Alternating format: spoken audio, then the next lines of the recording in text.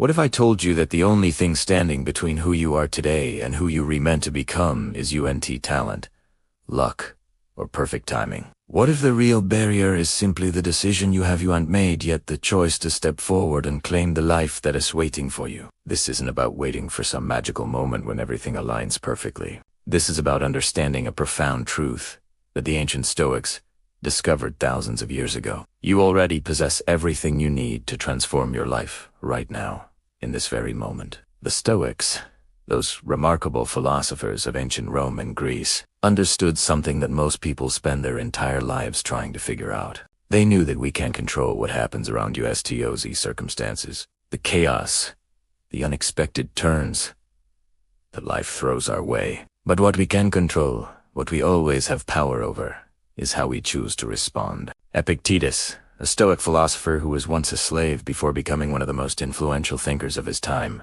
taught that it's not what happens to you that defines your life, but how you react to what happens. This single insight holds the key to unlocking a version of yourself that you might not even believe exists yet. Think about your life right now. How many times have you held back because that voice in your head whispered that you were unready? How many opportunities have slipped through your fingers because you convinced yourself you weren't good enough, smart enough, or experienced enough? We all carry these doubts. They're like invisible chains that keep us locked in place, watching life pass by while we wait for the perfect moment to arrive. But here's what the Stoics discovered, and what I'm here to share with you today. You need to wait until you feel ready. You need permission from the universe to start living like the person you meant to be. The concept we're exploring today is both simple and revolutionary. It's about acting as if you're already the best version of yourself, not as some kind of delusion or fake it-you-make-it scheme, but as a deliberate practice that rewires how you show up in the world. When Marcus Aurelius, one of the most powerful emperors in Roman history, sat down each night to write his personal reflections, he wasn't patting himself on the back for being emperor. He was constantly asking himself how he could act with more virtue, more wisdom, more integrity. He understood that being the best was about titles or achievements. It was about the daily decision to live up to your highest potential, regardless of external circumstances. This mindset shift changes everything because it transforms how you walk into every room, every conversation, every challenge. Imagine for a moment what your life would look like if you carried yourself with the quiet confidence of someone who knows their worth. Not arrogance, that's completely different. Arrogance seeks to elevate you above others, to prove you're better than everyone around you. But the confidence the Stoics taught is something else entirely. It's the calm, grounded assurance that comes from knowing you, reliving in alignment with your values, and doing your absolute best in every situation. It has the confidence of a master craftsman who doesn't need to brag because their work speaks for itself. When you decide to act as if you're the best, you're making a commitment to yourself. You're saying that from this moment forward, you will hold yourself to the highest standard, not in comparison to others, but in relation to your own potential. The Stoics believed deeply in this concept of continuous growth. They knew that life is full of obstacles, full of moments that will test you and push you to your limits. But they also understood that these obstacles are precisely what shape you into who you were meant to become. Seneca, another great Stoic philosopher, wrote that difficulties strengthen the mind, as labor does the body. Every challenge you face is an opportunity to practice being the version of yourself that you're reworking to become. The beautiful thing about this approach is that it works regardless of where you're starting from. You don't need to be at the top of your field. What you need is the willingness to make a decision right now. A decision that will ripple through every aspect of your life.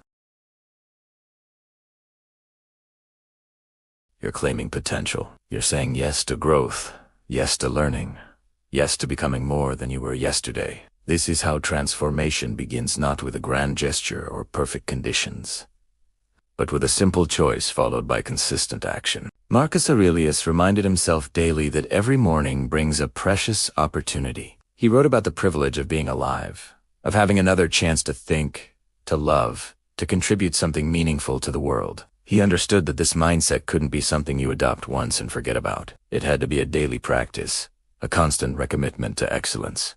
And excellence, in the Stoic sense, wasn't about being better than others. It was about being better than you were yesterday, about making progress on the path toward wisdom and virtue. Now, you might be thinking, and This is completely natural, but I'm not the best. How can I possibly act as if I am? This doubt is exactly where most people get stuck.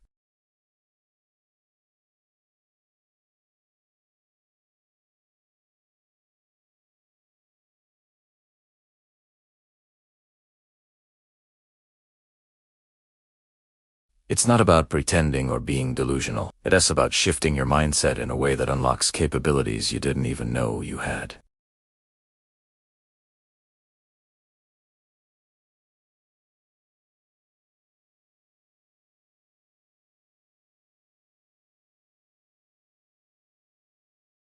And when you change how you behave, you change your results. This isn't magic, it's psychology. It's neuroscience. It's the fundamental way human beings work.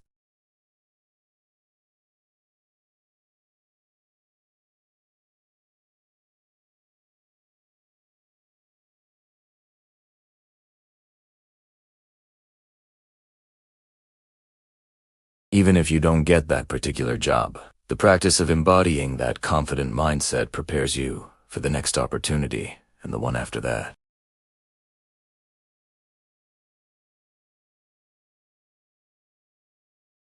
Epictetus taught that we have complete control over our own minds and how we interpret the world around us. When you choose to see yourself as capable, as competent, as someone who belongs in the arena you're entering, that belief shapes every action you take. It's not about ignoring your current skill level or pretending you know things you don't.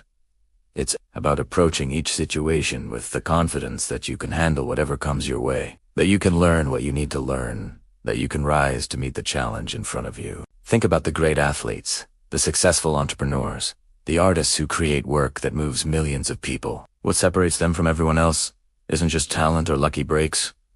It's the way they carry themselves. They act like they belong at the highest levels of their field long before they actually get there. This isn't arrogance. Watch any truly great performer and you'll see humility combined with that confidence. They know they have more to learn. They know they're not perfect, but they also know they're capable of achieving extraordinary things, and they show up every day with that belief guiding their actions.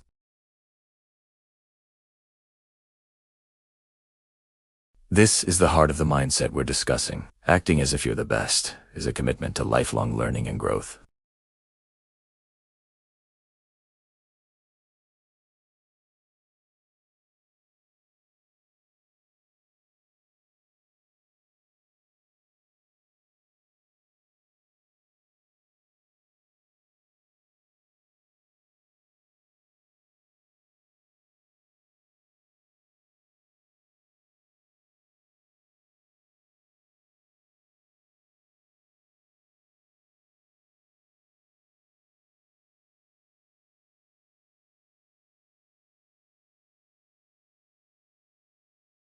How would the most loving, attentive, supportive partner behave? How would the most present, engaged parent interact with their children?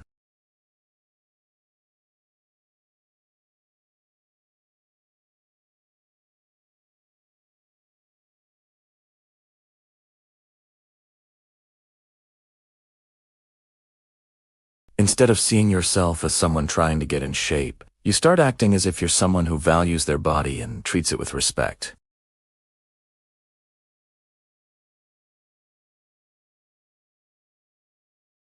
How would I eat? How would I move? What habits would I cultivate?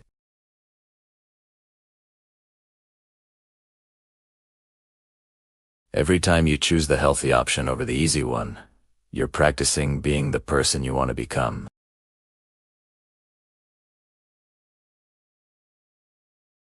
Seneca famously said that we become what we repeatedly do, that excellence is not an act, but a habit. At first, acting as if you're the best might feel uncomfortable, even fake. You might think, who am I to carry myself with this kind of confidence? But here's the profound truth. Human beings are incredibly adaptable.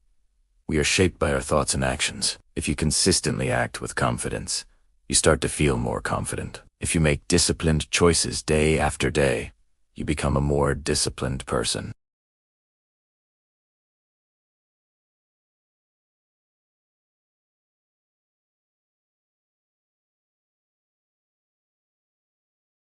Think of it like building physical strength. The first time you lift weights, it feels hard and uncomfortable, but as you keep practicing, your muscles grow stronger.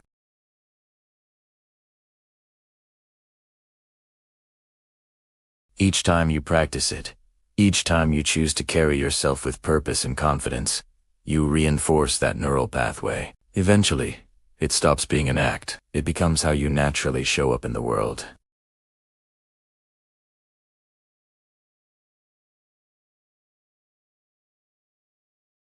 But let's address something crucial here, because this is where many people misunderstand the concept entirely. Acting as if you were the best doesn't mean ignoring your weaknesses or pretending your flaws do you exist. In fact, it's the complete opposite. The Stoics were masters of self-awareness and honest reflection. Marcus Aurelius wrote extensively about his own shortcomings, his struggles with anger, his tendency towards certain weaknesses. He didn't hide from these aspects of himself. He confronted them directly because he understood that real growth comes from facing your weaknesses head-on and using them as opportunities to improve. The best people in any field aren't those who believe they're flawless. They're the ones who understand their shortcomings better than anyone else. But they don't let those shortcomings define them or hold them back. Instead, they use their weaknesses as fuel for growth. The Stoics believed that self-awareness and the willingness to face uncomfortable truths about yourself were essential parts of the path to wisdom. When you see your weaknesses clearly, when you can look at them without shame or denial, you give yourself the power to work on them. You can't improve what you won't acknowledge. Epictetus taught that the path to mastery requires us to face obstacles with resilience and see them as opportunities to practice our virtues. When you discover an area where you're lacking, that's not a failure, it's valuable information. It's showing you exactly where you need to focus your efforts. The Stoics didn't see weakness as something to be ashamed of. They saw it as a natural part of being human, and more importantly, as an opportunity to practice what they called erit excellens, or striving for your highest potential. Every weakness you face and work to overcome makes you stronger, more capable, more resilient. This is where humility comes in. Acting like you are the best means you're confident in your strengths, while being fully aware of where you need to grow. The Stoics valued humility deeply because they understood that no matter how much you achieve, there's always more to learn. Seneca wrote often about learning from failure and setbacks, believing they were often our greatest teachers. When you fail at something, when you fall short of your goals, that experience reveals where you need to develop. It pushes you to build skills or adopt mindsets you might have been lacking. The key is to see these moments not as reasons to give up, but as essential parts of your journey toward becoming the best version of yourself. When you act as if you're the best, you're also elevating everyone around you. The Stoics believed in what they called sympathia, taithia, that we all connected and our actions ripple outward to affect others. When you strive for excellence, when you carry yourself with purpose and commitment to growth, you naturally inspire the people in your life to do the same. Think about how it feels to be around someone who embodies these qualities. Their energy is contagious. They don't need to preach or lecture their actions. Their presence shows others what's possible. This is leadership in its truest form. You become a source of inspiration for people who might be struggling with self-doubt or feeling stuck in their lives. By your example, you show them that it is possible to rise above challenges by adopting the right mindset and staying focused on what truly matters. The Stoics weren't interested in competition in the cutthroat sense we often think of today. They believed in helping others achieve virtue and wisdom. When you raise your own standards and strive for excellence, you're not just lifting yourself, you recreating an environment where the people around you feel encouraged to rise with you. It's a ripple effect of positive change, exactly as the Stoics intended. Now let's talk about failure, because if you're pursuing excellence and acting as if you're the best, you will fail. It's inevitable. The Stoics understood this deeply. Marcus Aurelius famously wrote that the impediment to action advances action, that what stands in the way becomes the way. This is one of the most powerful concepts in Stoic philosophy. Failure is not the opposite of success, it's part of the path toward it. Every setback contains within it the seeds of growth, if you're willing to look for them. When you act as if you're the best, you're not claiming that you'll never fail or face challenges. What you're doing is approaching failure with resilience, knowing that every setback is feedback, every mistake is a lesson. The Stoics taught that we should focus on what we can control, You can't always control the outcome of your efforts, but you can always control how you respond when things don't go your way. Instead of seeing failure as a personal defeat, see it as information about what didn't work and how you might improve your approach next time. Epictetus reminded his students constantly that we should accept failure as part of life and use it to build our character. Failure isn't a reason to give up it. It's a reason to keep going with more knowledge and experience than you had before. When you face failure with a Stoic mindset, you stop seeing it as something to avoid at all costs. You embrace it as a chance to practice perseverance and adaptability. The best people in any field, whether business, sports, art, or philosophy, aren't those who never fail. They're the ones who know how to bounce back stronger each time. As the Stoics taught, your true strength is revealed not in your victories, but in how you rise after you fall. This entire approach, acting as if you're the best version of yourself, isn't a one-time decision. It's a daily practice. The Stoics believed deeply in consistent, deliberate action. Marcus Aurelius wrote in his personal meditations about approaching each day with purpose and intention. He reminded himself that when you wake up in the morning, it's a precious privilege to be alive, to breathe, to think, to love, to contribute something meaningful to the world. This practice of showing up every day with a commitment to excellence is how you move closer to becoming who you were meant to be. You don't need to wait until you feel ready. The Stoics knew that waiting for the perfect moment usually leads to inaction, to a life lived in the waiting room while opportunities pass by. Instead, they taught us to start where we are with what we have.